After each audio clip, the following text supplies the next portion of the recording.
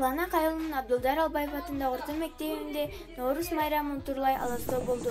Бул милдетти орус тил жана адабият мугалими Жупара Сарымбекова аткарды. Жаңы жыл келди, Ноорус келди.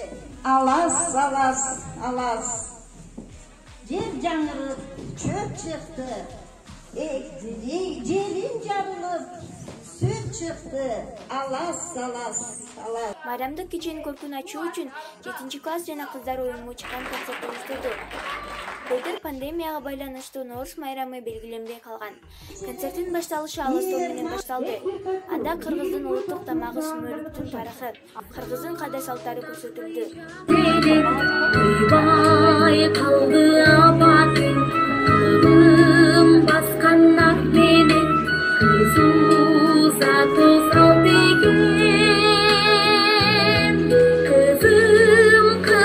Çırağım boy dirgen çınarım ayılından attamım